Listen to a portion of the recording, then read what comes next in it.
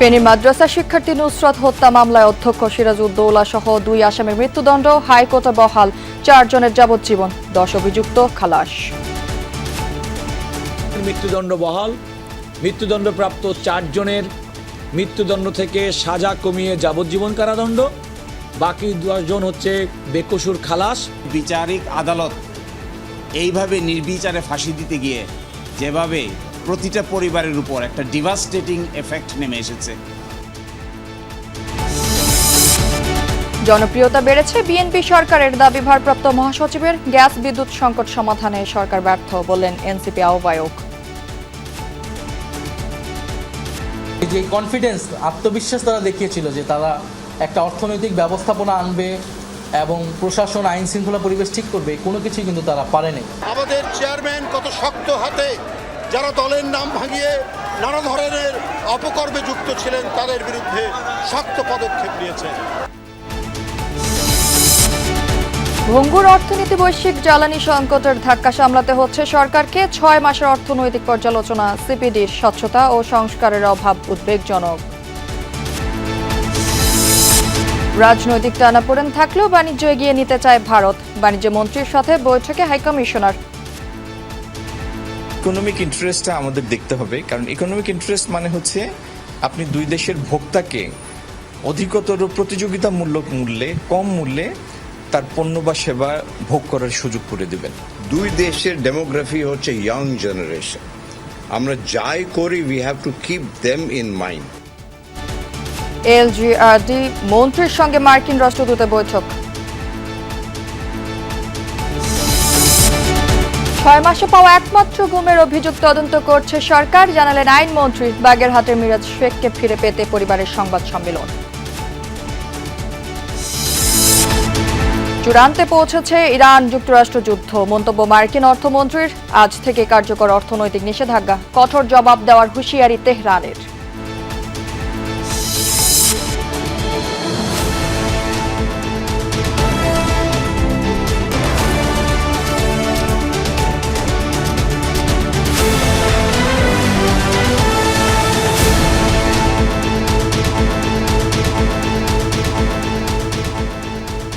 দর্শক, আমন্ত্রণ সবাইকে দুপুরে বাংলাদেশে। আপনাদের সাথে আছি আমি রাহেলা জ্যোতি। এতক্ষণ শিরোনাম দেখছিলেন, এবার থাকছে পুরো খবর। ফেনীর চাঞ্চল্যকর নুসরাত হত্যা মামলার রায়ে সিরাজউদ্দৌলা, শাহাদাত হোসেন শামীমের মৃত্যুদণ্ড বহাল রেখেছেন হাইকোর্ট। মামলায় অপর 4 জনকে যাবজ্জীবন ও 10 জনকে খালাস দিলেন হাইকোর্ট। আসামিদের ডেথ রেফারেন্স, আপিল ও জেল আপিলের ওপর আজ রায় ঘোষণা করা হয়। বিচারপতি ভীষ্মদেব চক্রবর্তী ও বিচারপতি KM রাশিদুজ্জামান রাজার বিশেষ হাইকোর্ট বেঞ্চে এই রায়ের ঘোষণা দেন। এর আগে 2019 সালের 24 অক্টোবর এই মামলায় রায় দেন ফেনীর নারী ও শিশু নির্যাতন দমন ট্রাইব্যুনাল।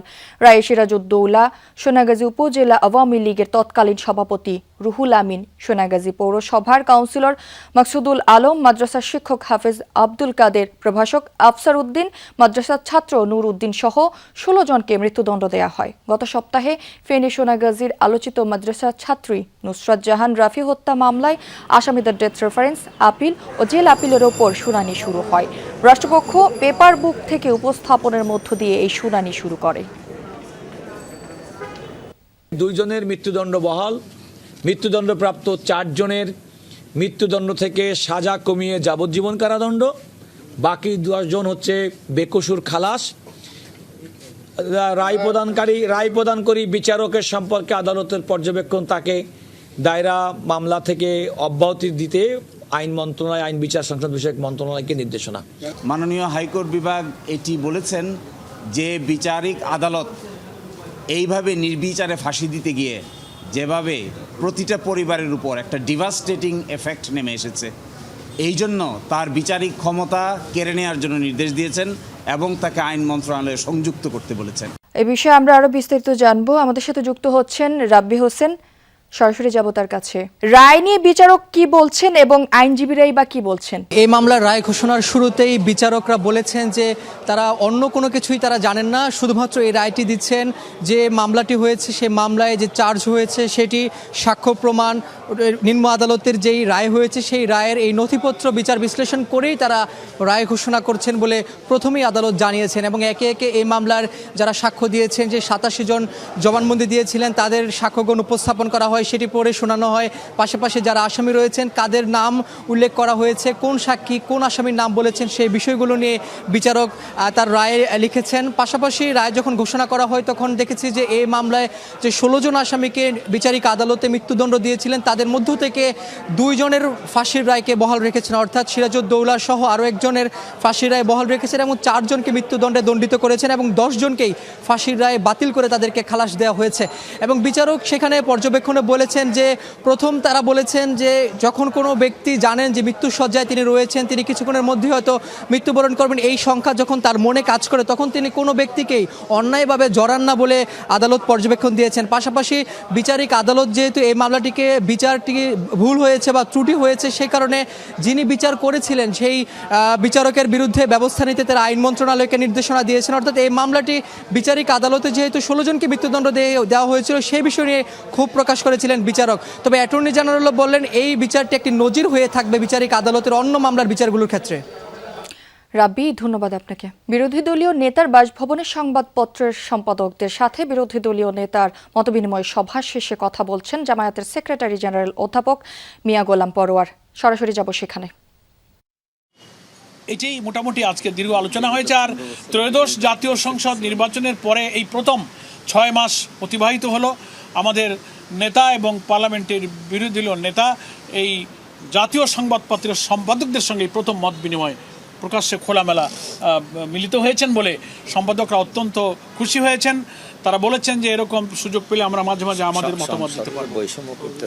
এবং জাতীয় সংসদে বর্তমান সরকারি দল বিরোধী দলের এমপিদের সঙ্গে কোথায় কোথায় বৈষম্য করছে, তারা উন্নয়ন কাজে, বরাদ্দে, বিলি বন্টনে, ইভেন পার্লামেন্টের ফ্লোরে আমাদের কথা বলতে দিতে, আইন প্রণয়নে, নানা নোটিশ গ্রহণের ক্ষেত্রে আমরা কি প্রচেষ্টা চালিয়েছি, বিদ্যুৎ, গ্যাস সংকট, আমাদের গণভোটের গণরায় কার্যকর করা, দ্রব্যমূল্য, প্রবাসীদের অধিকার, নানান ইস্যুতে জামাত যেসব ভূমিকা পালন করেছে।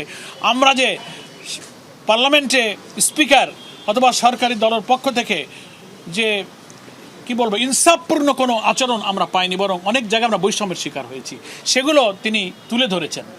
এবং সে ব্যাপারেও সম্পাদকদেরকে যারা লেখনির মধ্য দিয়ে, সাংবাদিকতার মধ্য দিয়ে জাতির কাছে সত্য তথ্য তুলে ধরেন, আমাদের আমির জামাত তাদের সহযোগিতা কামনা করেছেন যে গণতন্ত্র উত্তরণে, দায়িত্ব পালনে বিরোধী দলকে আপনারা সহযোগিতা করবেন। এ ব্যাপারে তিনি সম্পাদকদের কাছে সাহায্য কামনা করেছেন। এবং জাতীয় সংসদে ইতিপূর্বের বিরোধী দল কী সব ভূমিকা পালন করে দেশকে অস্থিতিশীল করেছে, অকার্যকর করেছে, সম্মানিত সম্পাদকরা সেই সমস্ত ইতিহাসও স্মরণ করেছেন। সেক্ষেত্রে আপনারা যে ব্যতিক্রম সেটাও উনি প্রশংসা করেছেন। এবং আমরা সংসদকে কার্যকর রাখতে চাই, কিন্তু সেটা কনস্ট্রাকটিভ এবং রেসপন্সিবল একটা অপোজিশন হিসেবে আমরা দায়িত্ব পালন করতে চাই। সরকারকে দায়িত্বশীল এবং সম্পাদকদের সাথে মতবিনিময় সভায় বক্তব্য রাখছিলেন, সভা শেষে বক্তব্য রাখছিলেন জামায়াতের সেক্রেটারি। সরাসরি ছিলাম সেখানে। বিএনপির নাম ভাঙিয়ে কেউ অনিয়ম অরাজকতা করলে তাদের বিরুদ্ধে কঠিন ব্যবস্থা নেওয়া হবে বলে হুঁশিয়ারি দিয়েছেন দলের ভারপ্রাপ্ত মহাসচিব রুহুল কবির রিজভী। দুপুরে সাবেক রাষ্ট্রপতি জিয়াউর রহমান ও সাবেক প্রধানমন্ত্রী খালেদা জিয়ার সমাধিতে শ্রদ্ধা নিবেদন শেষে একথা বলেন তিনি। এ সময় বিএনপির ভারপ্রাপ্ত মহাসচিব বলেন, দলের মধ্যে শৃঙ্খলা রক্ষা করাই মূল দায়িত্ব। দলের নাম ব্যবহার করে কেউ অনৈতিক কাজে জড়ালে এবং শৃঙ্খলা পরিপন্থী কাজ করলে তার বিরুদ্ধে কঠোর ব্যবস্থা নেওয়া হবে। ভারপ্রাপ্ত মহাসচিব বলেন, ক্ষমতায় এসে বিএনপি সরকার জনগণের জন্য কাজ করছে। জনগণের মাঝে তারেক রহমান সরকার জনপ্রিয়তা বৃদ্ধি পেয়েছে বলে জানান রুহুল কবির রিজভী। তিনি বলেন, স্থানীয় নির্বাচনে কারা প্রার্থী হবে তা ঠিক করবে স্থানীয় নেতাকর্মীরা।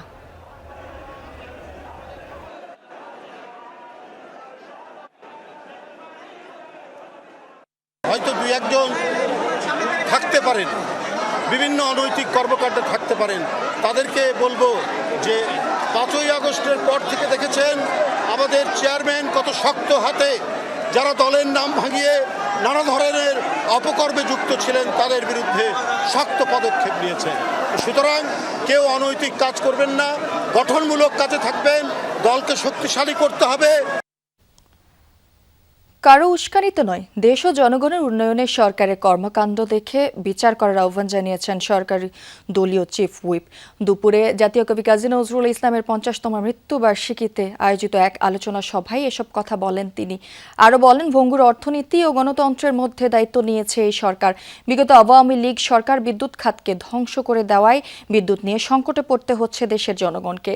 জানান, ইরান আমেরিকার যুদ্ধের কারণে 85টি দেশে একযোগে তেলের দাম বাড়লেও বাংলাদেশে তেলের দাম বৃদ্ধি করা হয়নি। বিদ্যুৎ বিভ্রাট নিয়ে যারা ভিন্ন ন্যারেটিভ তৈরি করার চেষ্টা করছে তাদের বিষয়ে সচেতন থাকার আহ্বান জানিয়েছেন চিফ হুইপ। আমাদের কিছু মানুষ অসুস্থ হয়ে রাস্তায় নেমে বলে এই যে মানে এই এখন বিদ্যুৎ নাই, সামনে হেরিকেন দিয়া কিছু মানুষ বসবে, তাই আমরা অসুস্থ হয়ে বলছে এই পিছনে ফ্যান ঘুরে কিন্তু দেখা যায়, পিছনে ফ্যানের বাতাস, সামনে হেরিকেন, ডাবল স্ট্যান্ডার্ড।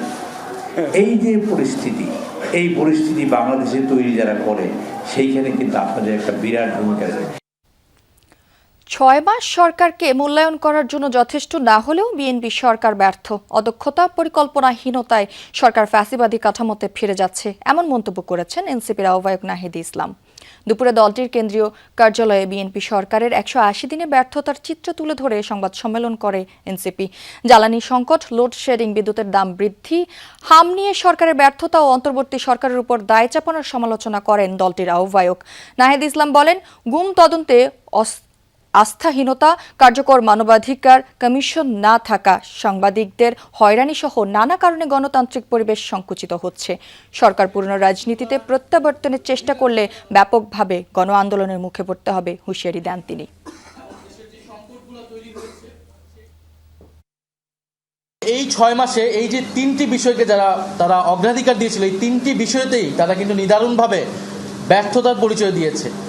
দ্রব্যমূল্যের জায়গা যদি আপনি বলেন, নিত্য প্রয়োজনীয় দ্রব্য যেগুলো আছে 10 থেকে 15 টাকা করে সবগুলোতেই বেড়েছে। এই 6 মাসের যে কোনো সংকটের কথা আসলেই বর্তমান বিএনপি সরকার হয় অন্তর্বর্তী সরকারের উপর দায় চাপাচ্ছে অথবা ফ্যাসিস্ট সরকারের উপর দায় চাপাচ্ছে, কিন্তু আমরা মনে করি এটি কোনোটাই গ্রহণযোগ্য না। উত্তরাধিকার সূত্রে প্রাপ্ত ভঙ্গুর অর্থনীতি, বৈশ্বিক অস্থিরতা আর জ্বালানি সংকটের ধাক্কা সামলাতে হচ্ছে নতুন সরকারকে। কিন্তু পূর্ববর্তী সরকারের অর্থনৈতিক অবস্থা নিয়ে পর্যাপ্ত তথ্য ও নথি প্রকাশ না করায় অর্থনীতির পুনরুদ্ধার নিয়ে স্বচ্ছতা ও সংস্কারের অভাব উদ্বেগজনক। 6 মাসে অর্থনৈতিক পর্যালোচনা অনুষ্ঠানে এমন মন্তব্য করেছেন সিপিডির সম্মানীয় fellow doctor Debapriya Bhattacharya. CPD জানায়, সরকার কর ছাড় এবং বাণিজ্য চুক্তির ক্ষেত্রে ইতিবাচক পদক্ষেপ নিলেও উদ্বেগের জায়গাও রয়েছে। অর্থনীতির 31টি সূচকের 19টি অবনমন ঘটেছে। ডক্টর দেবপ্রিয় জানান, গেল 6 মাসে গ্যাস সংকটের কারণে 3টি শিল্পাঞ্চলে প্রায় 100 কারখানা বন্ধ হওয়ায় 62,000 শ্রমিক কর্মহীন। শিল্প খাতে উৎপাদন সূচক প্রায় শূন্যে ঠেকেছে। সার কারখানায় উৎপাদন কমে যাওয়ায় কৃষিতে বিরূপ প্রভাবের শঙ্কা দেখা দিয়েছে। সরকারের দায়িত্ব নেওয়ায় প্রথমার্ধে জিডিপি প্রবৃদ্ধি নেমে এসেছে 2.22%, যা চলতি বছরে সর্বনিম্ন। রাজস্ব আদায়ের যে হার, তাতে চলতি অর্থ বছরেও 1,30,000 টাকা ঘাটতি হতে পারে। বাংলাদেশ ব্যাংকের সাবেক গভর্নরকে সরানোর প্রক্রিয়া বিভিন্ন স্থানে সব কার্যক্রমের সমালোচনা করেন এই অর্থনীতিবিদ। বলেন, ঋণ গ্রহণের ক্ষেত্রে সমসতর্কতা প্রয়োজন।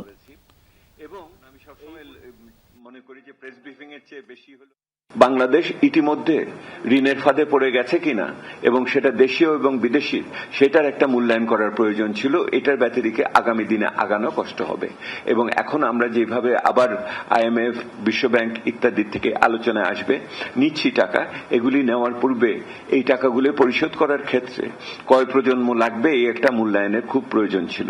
ভঙ্গুর অর্থনীতি থেকে উত্তরণের চেষ্টা চলছে, সেজন্য ধৈর্য ধরতে হবে। বডি গ্র্যান্টস অ্যাওয়ার্ড অনুষ্ঠানে এমন মন্তব্য করেন অর্থমন্ত্রী আমির খসরু মাহমুদ চৌধুরী। অর্থ মন্ত্রণালয় এবং এশীয় উন্নয়ন ব্যাংক এই অনুষ্ঠানে আয়োজন করে।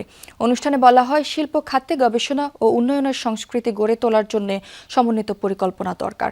বডি অর্থায়নের উদ্দেশ্য শুধু প্রকল্পে অর্থায়ন করা নয়, বাংলাদেশের জন্য আরও প্রতিযোগিতামূলক ও স্থিতিশীল অর্থনীতি গড়ে তোলা। জানানো হয়, কর্মসংস্থান নিশ্চিত করতে হলে সক্ষমতা বৃদ্ধি করা প্রয়োজন। প্রতিযোগিতামূলক বাজারে টিকে থাকতে হলে এর বিকল্প নেই। শিল্পায়ন ত্বরান্বিত করতে পরিবেশ বান্ধব প্রযুক্তি হস্তান্তরের পাশাপাশি ব্যবসাকে সহজলভ্য করতে অর্থায়নের তাগিদ উঠে আসে অনুষ্ঠানে।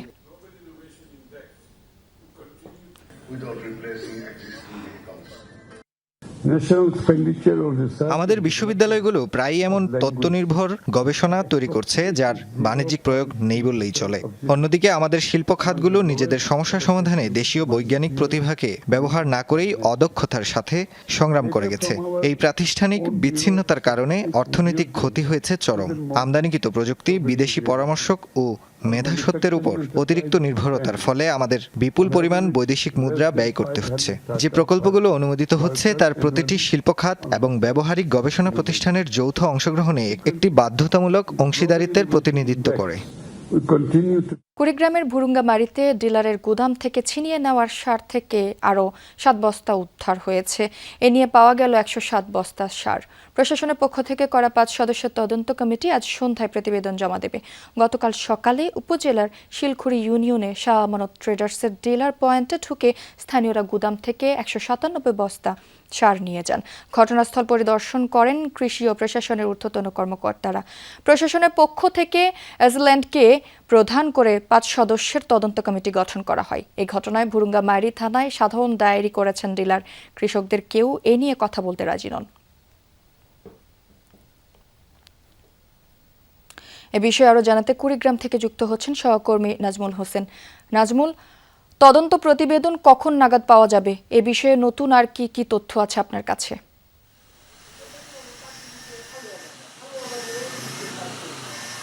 যদি আপনি যেমনটা বলছিলেন, তদন্ত প্রতিবেদন আজকে সারাদিনেই তারা এই জায়গাটা ভিজিট করেছে। আমরা দুপুরবেলা এসেও দেখেছি তারা স্থানীয় লোকজন, কৃষক এবং ডিলারের সঙ্গে কথা বলে গেছে। তবে এই উপজেলা নির্বাহী কর্মকর্তা যে বিষয়টি জানিয়েছে, আজকে সন্ধ্যা নাগাদ তদন্ত প্রতিবেদনটা দিবে। আমরা এই মুহূর্তে রয়েছি গতকালকে যে গোদাম ঘরে যে ঘটনাটা ঘটেছিল, কৃষকরা সার লুট করে নিয়ে যাওয়ার ঘটনা, সেই গোদাম ঘরেই রয়েছি। এখানটায় আজকে সকাল পর্যন্ত 107 বস্তা ফেরত এসেছে। ডিলারের সঙ্গে আমরা কথা বলে জানতে পেরেছি তার ইউরিয়া সার 202 বস্তা এবং পটাশ সার 23 বস্তা, এই 225 বস্তা সার লুট হয়ে গিয়েছে। তার মধ্যে 107 বস্তা ফেরত এসেছে, আর বাকি 118 বস্তা এখনো ফেরত আসেনি। তবে আশা করা যাচ্ছে কৃষকরা খুব দিনের আলোর মধ্যে বিভিন্ন মাধ্যমে সেই বস্তাগুলো ফেরত পাঠানোর ব্যবস্থা করছে। আর এই বিষয়ে ডিলার কর্তৃপক্ষ একজনের নাম উল্লেখ করে ভুরুঙ্গামারী থানায় জিডি করেছে। তবে এখন পর্যন্ত পুলিশ প্রশাসনের পক্ষ থেকে কেউ আসেনি। তদন্তকারী যে উপজেলা কৃষি কর্মকর্তা এবং ভূমি সহকারী কমিশনার এসিল্যান্ড, সে ঘটনাস্থল পরিদর্শন করেছে এবং তারা বিভিন্ন জনের সঙ্গে কথা বলে প্রতিবেদন সন্ধ্যার মধ্যে দিবে। এখন পর্যন্ত এই তথ্যটাই ছিল। তবে স্থানীয় কৃষকদের কাছে আমরা যে বিষয়টি জানতে পেরেছি সেটি হচ্ছে এই ডিলারের বিরুদ্ধে যে সময় মতো সে এই গোদাম ঘর না খোলার কারণে মজুত অন্য খুচরা ব্যবসায়ীদের সঙ্গে আতাত করে সে চড়া মূল্যে সার বিক্রি করার একটা পায়তারা করছিল, যার কারণে সময় মতো কৃষকরা সার না পাওয়ার কারণে গতকালকের যে অপ্রীতিকর ঘটনাটা ঘটেছে। এই মূলত নাজমুল, আপনাকে ধন্যবাদ। 24-এর রাজনৈতিক পট পরিবর্তনের পর দুদেশের আন্তঃবাণিজ্যের ক্ষেত্রে কিছু বিধিনিষেধ এসেছে। দুদেশের জনগণ ও রাজনৈতিক স্বার্থে এসব বিষয়ে পর্যালোচনা করে বাণিজ্য সম্পর্ক এগিয়ে নেওয়া প্রয়োজন বলেছেন বাণিজ্য মন্ত্রী খন্দকার আব্দুল মুকতাদির। সচিবালয়ে বাণিজ্য মন্ত্রীর সাথে ভারতীয় হাইকমিশনার দীনেশ ত্রিবেদীর সৌজন্য সাক্ষাৎ শেষে গণমাধ্যমের সাথে কথা বলেন দুজনেই। মন্ত্রী জানান, প্রায় $13 বিলিয়ন দ্বিপক্ষীয় বাণিজ্য আছে বাংলাদেশ ভারতের। সাক্ষাতে দুদেশের বাণিজ্য সম্পর্কে এগিয়ে নেওয়া ল্যান্ড বর্ডারগুলো কার্যকর করা নিয়ে আলোচনা হয়েছে, কারণ ভোক্তাকে কম মূল্যে পণ্য দিতে চায় সরকার। এ সময় প্রশ্নের জবাবে ভারতীয় হাইকমিশনার বলেন, বাংলাদেশ ভারতের সাথে রাজনৈতিক টানাপোড়েন থাকবেই, কিন্তু সেটা অর্থনীতির উপর প্রভাব পড়বে না। সাধারণ মানুষ চায় শান্তি, চাকরি, শিক্ষা, স্বাস্থ্য। এসব হতে পারে বাণিজ্যের মাধ্যমে। দুদেশের তরুণ প্রজন্মের প্রত্যাশা বুঝতে হবে। পারস্পরিক নির্ভরতা হতে পারে স্থায়ী সমাধান।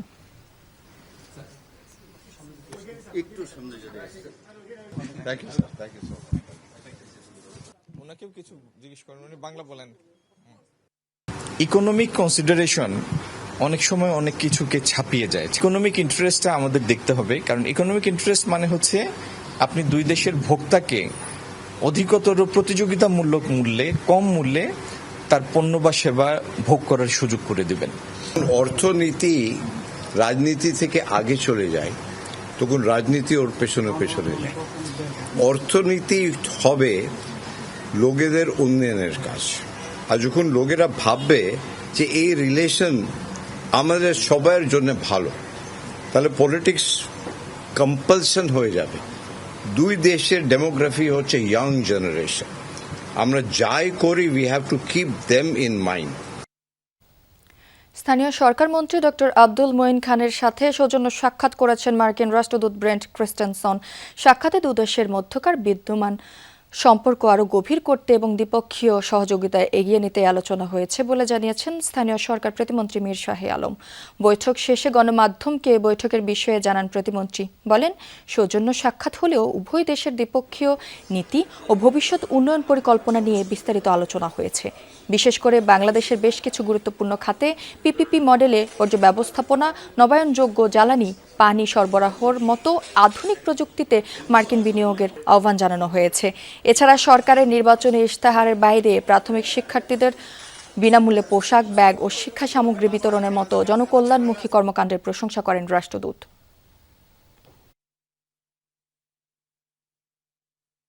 আমাদের ওয়াটার সাপ্লাই, ওয়েস্ট ম্যানেজমেন্ট এবং রিনিউয়েবল এনার্জিগুলোতে তারা আমাদের পিপিপি মডেলে সহযোগিতা করার ব্যাপারে আশ্বস্ত করেছেন এবং এ ব্যাপারে পরবর্তীতে আমাদের অফিসিয়ালি সেক্রেটারি লেভেলে এবং ওনাদের দায়িত্বশীল ব্যক্তিরা আবার বসবেন এবং কথা বলবেন।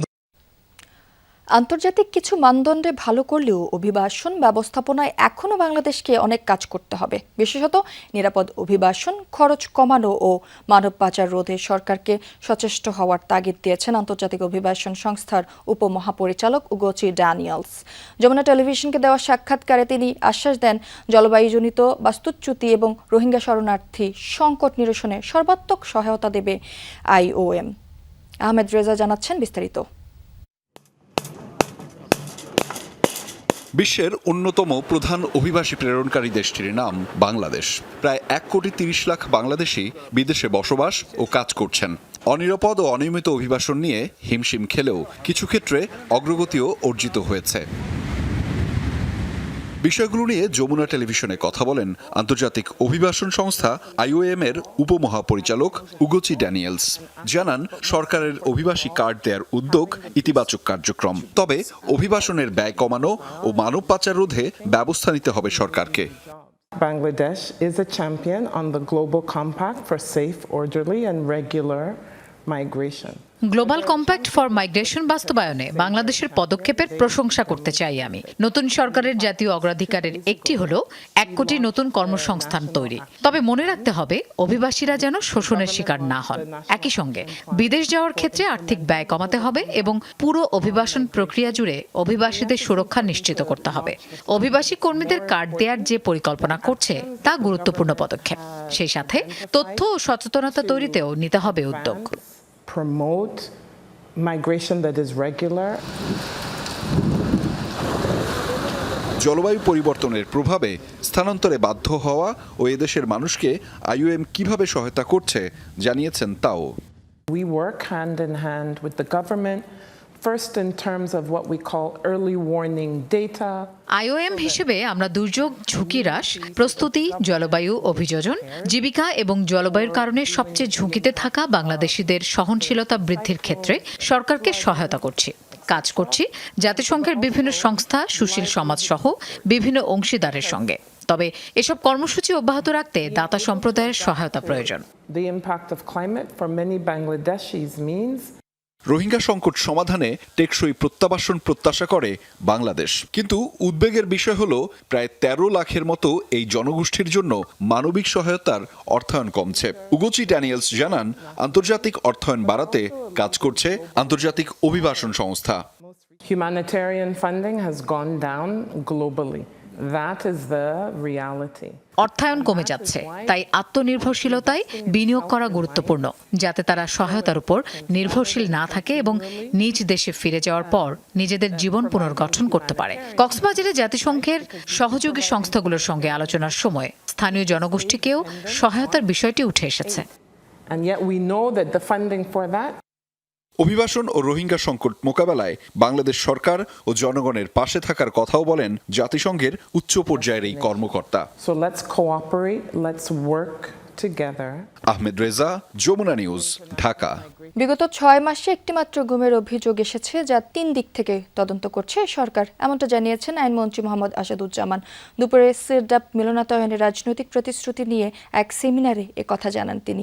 মন্ত্রী বলেন, গুমের ঘটনায় জিরো টলারেন্স নীতি বর্তমান সরকারের। গুম প্রতিকার ও প্রতিরোধ আইন নিয়ে সমালোচনাকে স্বাগত জানান মন্ত্রী। বলেন, সরকারের সমালোচনা করার অধিকারও নিশ্চিত করা সরকারেরই দায়িত্ব। সংবিধান সংস্কার কমিটিতে বিরোধী দলের নাম পাওয়া গেলেই সরকার এ নিয়ে এগোবে বলে জানান আইনমন্ত্রী। একটা মাত্র গুমের অপরাধ এসেছে, অভিযোগ এসেছে, সেটা হলো কোস্ট গার্ডের। মুনিরা যেটা বললেন, আমরা এটা কিন্তু মাইনুটলি তদন্ত করছি, নট থ্রো কোস্ট গার্ড, অন্যভাবেও আমরা সত্য উদ্ঘাটনের চেষ্টা করছি। আমরা 3 ধরনের বক্তব্য ভিকটিমদের কাছ থেকে পেয়েছি। এটা যেমন একটা সাইড, আমরা বলছি না যে অভিযোগ মিথ্যা, আমরা এখনো তদন্তাধীন রেখেছি এবং জিরো টলারেন্স দিয়ে। 4 মাস আগে বাগেরহাটে মোংলার জয়মনি এলাকা থেকে নিখোঁজ জেলে মিরাজ শেখের সন্ধান চায় পরিবারের অভিযোগ, গত 10 এপ্রিল সন্ধ্যায় তাকে তুলে নিয়ে যাওয়া হয়। এরপর থেকেই কোনো খোঁজ নেই মিরাজের। সকালে জাতীয় প্রেস ক্লাবে হিউম্যান রাইটস সাপোর্ট সোসাইটির উদ্যোগে আয়োজিত সংবাদ সম্মেলনে এসব তথ্য তুলে ধরা হয়। এ নিয়ে আদালতে রিট আবেদন করার পর গত 12 জুলাই আদালত নির্দেশ দেন পরবর্তী 15 দিনের মধ্যে মিরাজ শেখকে খুঁজে বের করার। তবে এখনও কোনো খোঁজ মেলেনি তার। পরিবার ও মানবাধিকার কর্মীদের দাবি, দ্রুত মিরাজের খবর দিতে হবে পরিবারকে। গুমের সাথে যারা জড়িত তাদের আইনের আওতায় আনার জোর দাবিও জানান তারা। ওরা আটক করার পর আপনার মিরাজের কাছে জিজ্ঞেস করে যে স্যার আমার অপরাধ কি জানতে পারবি পল্টনে চল। ওরা মারতে মারতে পল্টনে নিয়ে যায়। ওই দিন কথা বলছে, তা উনি বলছে যে মিরাজরে আমরা আনছি, তা আমরা ছেড়ে দেবো 3 দিন পর। তা বলে যে 3 দিন পর ওরা ছাড়বেন, তা ওরা কি দোষে ধরছেন? তা কয় যে ধরছি সন্দেহকারীতে। এমন হচ্ছে রাত 3টার দিকে এসে 2টার দিকে এসে আমাদের ডেকে বলে যে তোরা মিরাজের খোঁজাখুঁজি করছিস, তোদেরও কিন্তু গুম করে দেবো, এখানে কিন্তু বন্ধ করে দেবে। প্রতি বছর সড়ক দুর্ঘটনায় 5000-এর মতো মানুষ নিহত হয়। এই মৃত্যুর সংখ্যা 2030 সালের মধ্যে অর্ধেকে নামিয়ে আনতে সরকার কাজ করছে বলে জানিয়েছেন সড়ক পরিবহন ও সেতু মন্ত্রী শেখ রবিউল আলম। সকালে রাজধানীর তেজগাঁওয়ের সড়ক ভবনে অ্যাম্বুলেন্স উদ্বোধন ও প্রকল্প কার্যক্রম অবহিতকরণ অনুষ্ঠানে একথা জানান তিনি। বলেন, বিশ্ব ব্যাংক ও জিওবির উদ্যোগে এই কর্মসূচি হাতে নিয়েছে সরকার। এই প্রকল্পের অন্যতম প্রধান লক্ষ্য নিরাপদ সড়ক নিশ্চিত করা। মন্ত্রী আরও জানান, ফিটনেসহীন যানবাহন চালক, অনিয়ন্ত্রিত গতি ও জনসচেতনতার অভাবে সড়ক দুর্ঘটনা বেশি ঘটে। সরকারের কার্যকরী উদ্যোগে সড়ক দুর্ঘটনা কমে আসবে। দেশের সাধারণ মানুষ যেন এই প্রকল্পের সুফল ভোগ করতে পারে, সেটাও সরকার নিশ্চিত করবে। হাইওয়ে ও মহাসড়কের পাশে যেসব হাসপাতাল আছে সেখানে দুর্ঘটনার আহতদের জন্য আলাদা ইউনিট করা হবে। সড়ক চলাচলে সকলকে সচেতন হওয়ার আহ্বান জানান মন্ত্রী। আমাদের যে অঙ্গীকার রয়েছে 2030 সালের মধ্যে এই 5000-এর কাছাকাছি লোক প্রতি বছর জীবন দিচ্ছে, তা অর্ধেকে হ্রাস করা, তাহলে সেটা সম্ভব হবে। এই মুহূর্তে আমাদের প্রয়োজন রয়েছে একটা কম্প্রিহেনসিভ নিরাপদ সড়ক আইন, যেটা আমরা 2027 সালের ডিসেম্বরের মধ্যে করতে চাই। মাত্র 18 ফুট চওড়া ও 100 কিলোমিটার দৈর্ঘ্যের লালমনিরহাট বুড়িমারি মহাসড়কটি এখন যেন মরণ ফাঁদ। খানাখন্দ, বিপজ্জনক বাঁক আর অটো চালকদের দাপটে প্রায়ই ঘটছে দুর্ঘটনা। বুড়িমারি স্থলবন্দরের এই পথে প্রতিনিয়ত আর্থিক ক্ষতি ও সময়ের অপচয় ঠেকাতে 4 লেনে উন্নীত করার দাবি স্থানীয়দের। উত্তরাঞ্চলের গুরুত্বপূর্ণ পথ লালমনিরহাট বুড়িমারি মহাসড়ক। তবে অতিমাত্রায় সরু আর খানাখন্দ থাকায় দিনের বেশিরভাগ সময় থাকে যানজট। ভোগান্তির শেষ নেই যাত্রী ও চালকদের। 100 কিলোমিটার দীর্ঘ এই সড়কের সাথে যুক্ত রয়েছে লালমনিরহাট সদর সহ আরও 4টি উপজেলা। বুড়িমারি স্থলবন্দরের পথ হওয়ায় দিনে অন্তত 1000 ভারী ট্রাক, শতাধিক বাস, 10 থেকে 12,000 অটোরিকশা ও মোটরসাইকেল চলাচল করে এই পথে। মাত্র 18 ফুট চওড়া মহাসড়কটিতে 84টি বিপজ্জনক বাঁক, যা প্রতিনিয়ত যাতায়াতকে করে তুলছে মারাত্মক ঝুঁকিপূর্ণ। ঢাকাগামী 2 থেকে 250 বাস যাতায়াত করছে। এর পাশাপাশি যে ইজি বাইক এবং মোটর সাইকেল রয়েছে এগুলো তো অসংখ্য অগণিত যাতায়াত করছে। এটা খুবই কনজাস্টেড একটা রাস্তা, তো এই রাস্তাটা শুরু থেকে পরিকল্পনার মধ্যে নেওয়া উচিত ছিল যে যদি এটাকে 4 লেন করা যায়। সংস্কারে যে টাকা ব্যয় হয় দেখা যায় 6 মাস থেকে না, 6 মাস পরে আবার দেখা যায় শত শত কোটি টাকা ব্যয় করে, কিন্তু লাভ নেই। 2025 সালের জানুয়ারি থেকে 26 আগস্ট পর্যন্ত মহাসড়কটিতে প্রাণ গেছে 44 জনের। চলতি মাসে প্রাণহানির সংখ্যা 4। রাস্তা সেগুন দুটো আবার খুব সমস্যা, ভাঙা চুরা, অটোর জন্য আরও সমস্যা বেশি। অনেক সময় দুর্ঘটনা হয়, রাস্তা ভাঙা হইলে আমাদের গাড়ির সমস্যা হয়, গাড়ি ভাঙি যায়, অনেক সময় বড় বড় দুর্ঘটনা হয়, মানুষ মারা যায়। একটা ট্রাক গেলে আর একটা ছোট গাড়ি যাওয়ার মতো বুদ্ধি নেই। দেশের দ্বিতীয় বৃহত্তম স্থলবন্দর বুড়িমারি দিয়ে প্রতিদিন ভারত ও ভুটান থেকে পাথরসহ বিভিন্ন পণ্য আমদানি হয়। এসব পণ্য বহনে আসা 10 থেকে 18 চাকার ট্রাকগুলোও চলছে সরু সড়কে, ফলে যানজটে আটকে থাকতে হচ্ছে দীর্ঘ সময়। বাড়ছে পরিবহন ব্যয়, লোকসানের মুখে ব্যবসায়ীরা। প্রতিদিন সমস্যার সম্মুখীন হচ্ছে, প্রতিনিয়ত গাড়ির দুর্ঘটনার শিকার হচ্ছে, এতে ব্যবসা বাণিজ্যর সমস্যার সৃষ্টি হচ্ছে। পুলিশের দাবি, চালকদের বেপরোয়া গতি, ওভারলোডিং এবং অটোরিকশার অনিয়ন্ত্রিত চলাচলই দুর্ঘটনার বড় কারণ। সড়ক বিভাগ বলছে, স্থায়ী সমাধানের অংশ হিসেবে বড়বাড়ি থেকে বুড়িমারি স্থলবন্দর পর্যন্ত মহাসড়কটি 4 লেনে উন্নীত করার পরিকল্পনা ঊর্ধ্বতন কর্তৃপক্ষের কাছে পাঠানো হচ্ছে। রাস্তা প্রশস্তকরণ 24 ফিট সহ এবং বিভিন্ন বাঁক সরলীকরণ সহ কাজ চলমান রয়েছে। আর লং টাইমের মধ্যে আমরা এই রাস্তা সার্ভে কাজ চলছে, সার্ভে এবং আপনার ডিজাইন কমপ্লিট হলে আমরা ডিপিপির কাজ প্রণয়ন করব। রোডে চলাচলের ক্ষেত্রে আমরা যদি বেসিক এই নিয়মগুলো মেনে চলি তাহলে সড়ক দুর্ঘটনার হার অনেকাংশেই কমানো সম্ভব। অধিকাংশ সড়ক দুর্ঘটনার পেছনে যদি ইনকোয়ারি করে যে কারণ দেখা যাবে যে আমাদেরই কোনো না কোনো ফল্ট, অর্থাৎ আমাদেরই বলতে চালক পক্ষের বা যারা রাস্তায় গাড়ি নিয়ে নামছে। যাতায়াতে গতি ও নিরাপত্তা ফেরাতে মহাসড়কটি দ্রুত প্রশস্ত করার উদ্যোগ নেবে সংশ্লিষ্টরা, আশা জেলাবাসীর। সাইফ আহমেদ, যমুনা নিউজ।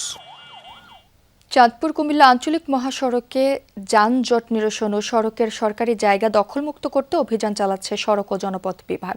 সকালে চাঁদপুর সদরের ওয়্যারলেস এলাকা থেকে শুরু হয় 3 দিনব্যাপী উচ্ছেদ অভিযান। পরে মহাসড়কের বাবুরহাট সহ বিভিন্ন গুরুত্বপূর্ণ পয়েন্টে অভিযান চালিয়ে অর্ধশতাধিক অবৈধ স্থাপনা উচ্ছেদ করা হয়।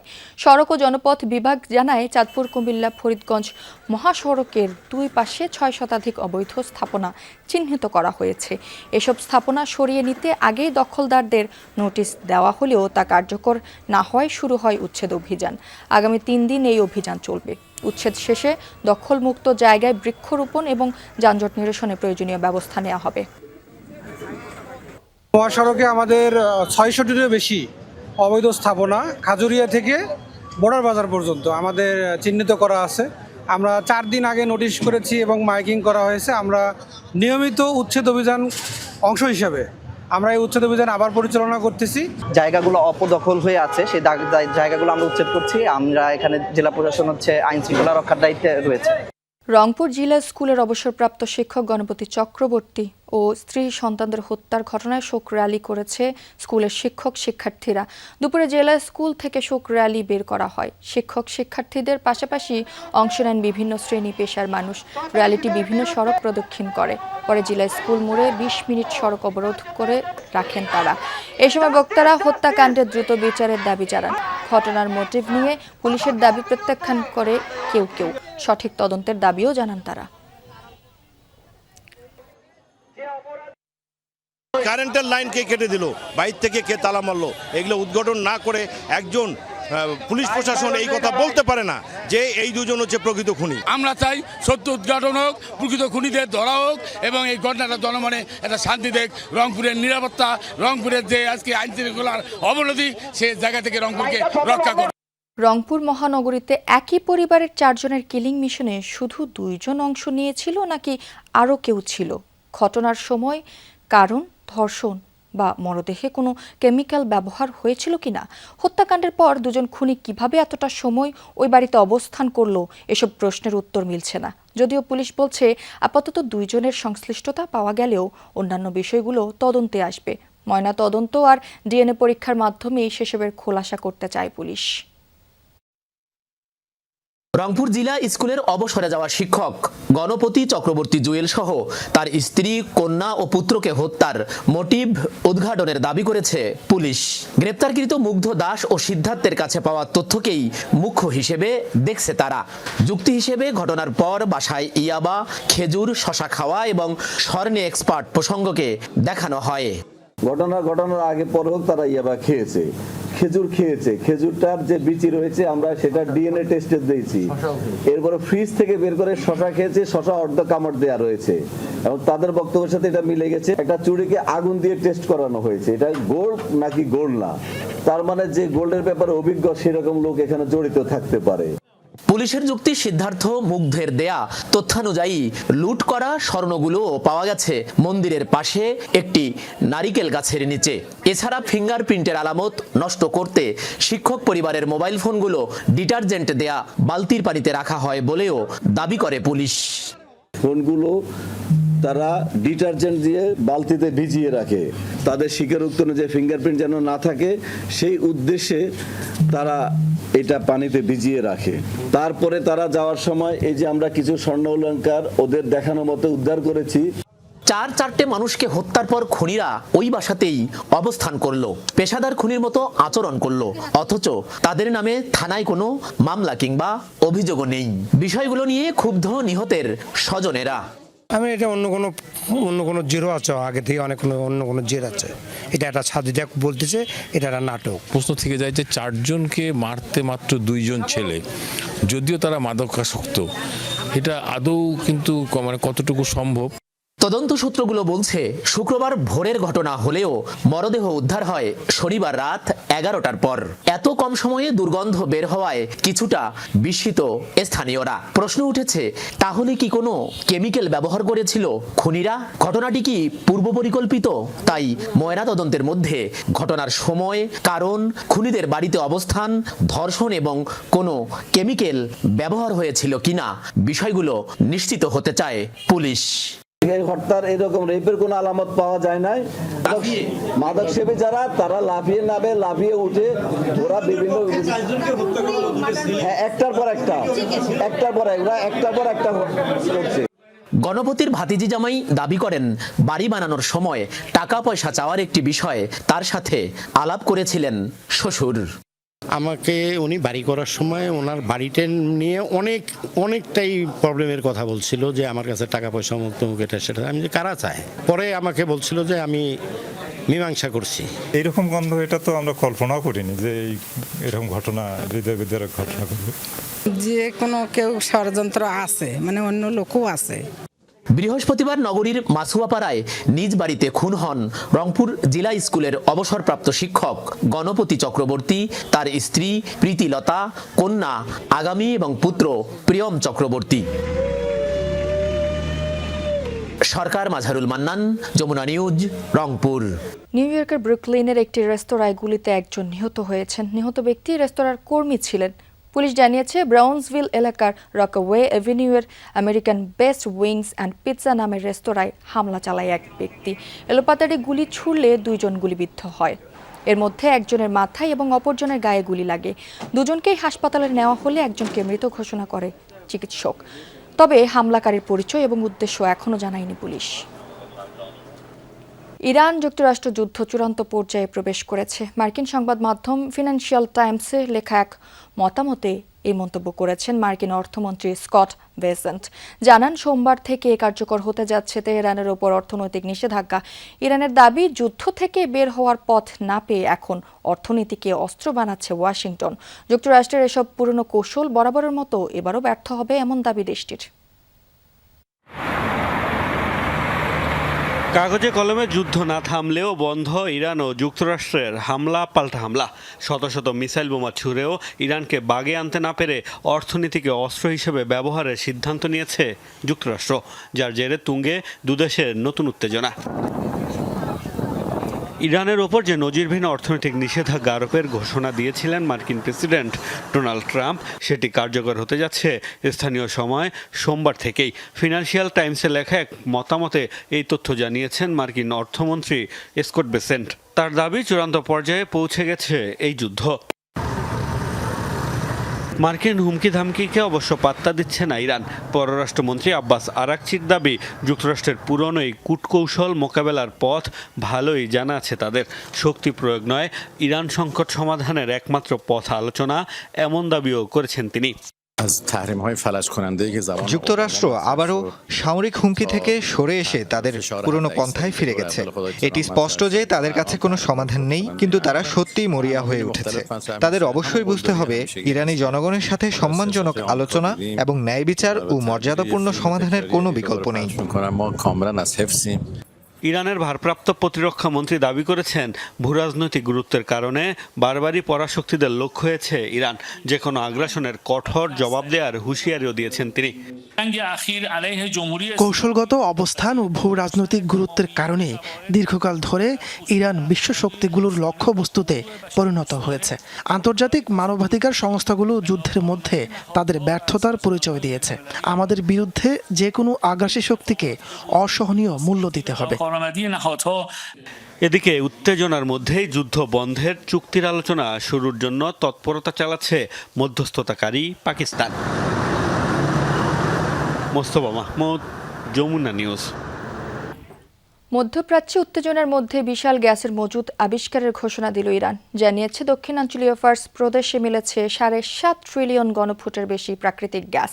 তেহরানের দাবি, এর একটি বড় অংশই উত্তোলনযোগ্য। যদিও যুদ্ধ আর নিষেধাজ্ঞার চাপে দেশটির উৎপাদন ও সরবরাহ ব্যবস্থা বিপর্যস্ত। এরপরও দীর্ঘমেয়াদে এই গ্যাস ক্ষেত্র ইরানের বড় অর্থনৈতিক সম্পদ বলে মনে করছেন বিশ্লেষকরা।